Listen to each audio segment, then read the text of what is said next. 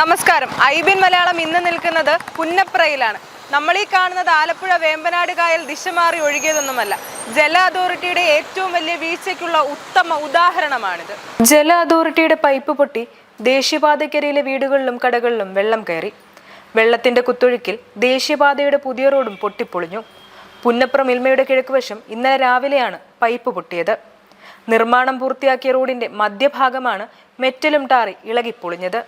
ഒരു 6:30 മണിയായപ്പോൾ സംഭവിച്ചതാണ്. അപ്പം ഞാൻ എൻ്റെ മോളെ ആക്കാനായിട്ട് വരുമ്പോൾ ഇങ്ങനെ വിണ്ട് കീറി വെള്ളം മേലോട്ട് വന്നുകൊണ്ടിരിക്കുക. സ്കൂളിൽ ഒക്കെ കയറിയിട്ടുണ്ടെന്ന് പറയുന്നു. ഒരു കുരുക്ക് നന്നായിട്ടുണ്ട്. ഇപ്പോൾ തന്നെ കടയുടെ വാതിക്കൽ കൂടെ അല്ലേ പോകുന്നു. നന്നായിട്ട് പോകേണ്ട വഴിയെല്ലാം ബ്ലോക്കായിരിക്കുക.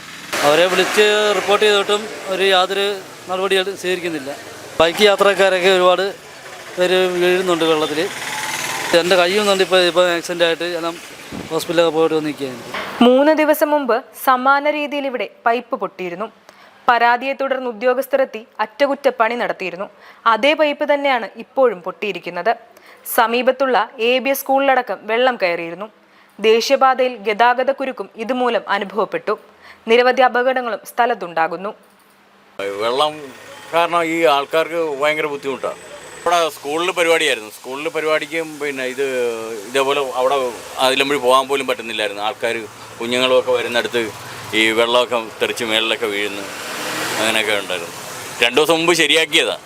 ആ സ്ഥലം തന്നെ പിന്നെയും പൊട്ടിയത്. ഇനിയിപ്പം പൊട്ടുപോയില്ലെന്ന് അറിയത്തില്ല. ഇപ്പോൾ ശരിയാക്കിക്കൊണ്ട് പോകുന്നുണ്ട്. ജല അതോറിറ്റിയുടെ നിരുത്തരവാദത്തിന്റെ ഉദാഹരണം കൂടിയാണ് ഈ സംഭവം. ഇപ്പോൾ അറ്റകുറ്റപ്പണി നടത്തുന്ന പൈപ്പ് ഇനിയെങ്കിലും പ്രവർത്തിച്ചാൽ മതിയെന്ന ആഗ്രഹത്തിലാണ് സമീപവാസികൾ. ന്യൂസ് ഡെസ്ക് ഐബിൻ മലയാളം.